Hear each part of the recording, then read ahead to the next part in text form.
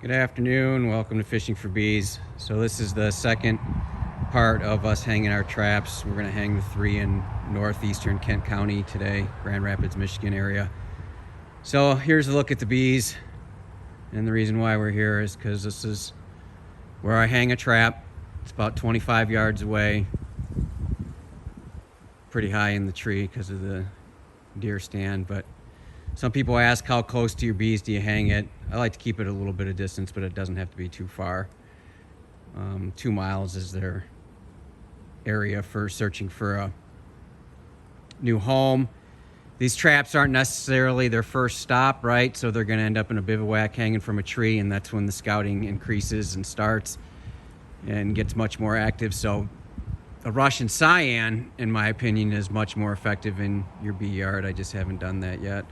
Haven't built one. This trap has caught every year. This was the location that I caught before I even had drawn comb, before I even kept bees. A side note, I do not believe it's ever caught my own bees. I don't believe my own bees have ever swarmed in this yard. There's still always a chance, and it's a pretty fine dance trying to keep them from swarming when you're not splitting. Videos to come on that. So the bees that have been caught here are great honey producers. They've overwintered okay. The first year I did lose them. It was a huge colony. But anyway, some of the things about this one, it's obviously in my bee yard. It's got good height. It's full sun facing south. Also a lot of hobby farms in the area. Some agricultural. One of the nice things about this area is that there's a big buffer between my bees and the agricultural areas. So, you know, the commercial industrial farms. There's a lot of hobby activity and a lot of deer hunters with some feed plots and stuff like that. So the bees have to travel a pretty good distance before they get to the agricultural.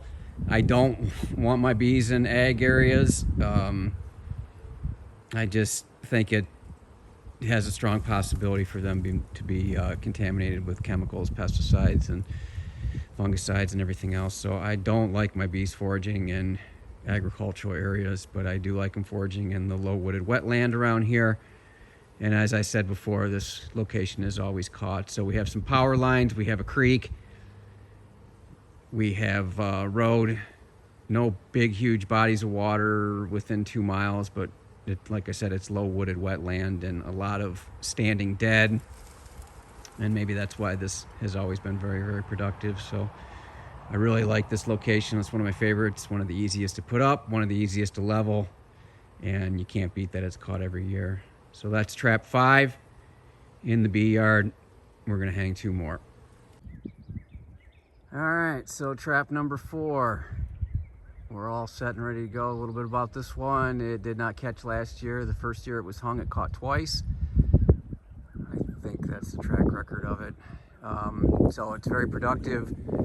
Maybe not an area that I would necessarily keep bees because of high agricultural and trusting farmers to be spraying properly and stuff like that.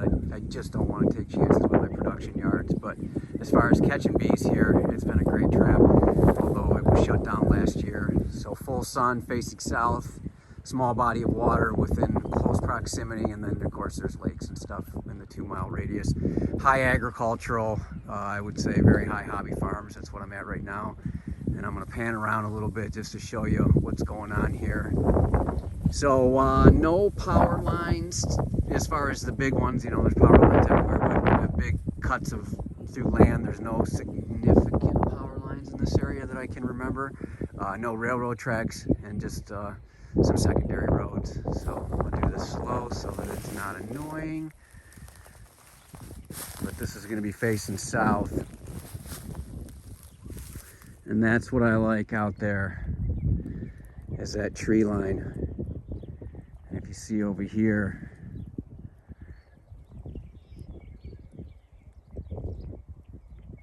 that's a nice tree right there.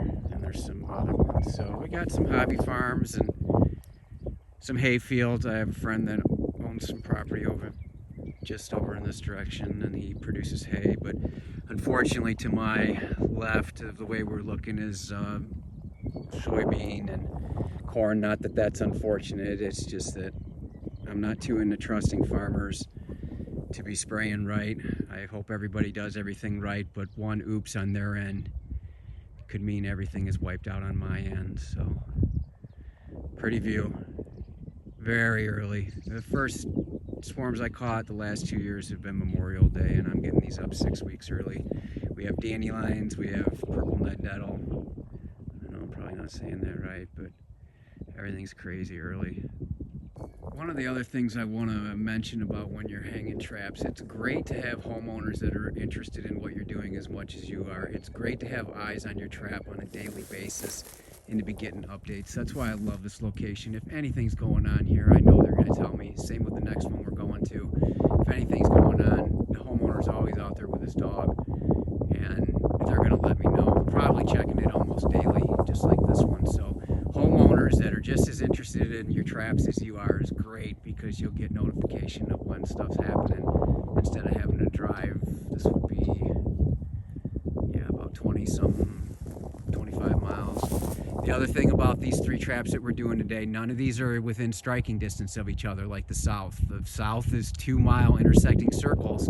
These are 5 miles apart, and likely no chance of being any of these traps being scouted at the same time by the same swarm. So significant distance in between, not a ton, but enough to keep them isolated and not within striking distance of each other. So there you go, off to the next one. All right, so this is the last one, trap 3. A little bit of history. I've been hanging here the longest, just like at the bee yard. Before I ever caught bees, I was hanging here. I wouldn't say there was any great scouting over the years or anything like that. And then last year it caught after not catching for multiple years. One of the reasons why I'm here is the water, less agricultural, more hobby farms, but there's a history of beekeepers in this area. I don't believe they're here anymore, but there is a history of them. We have one already curious and checking it out.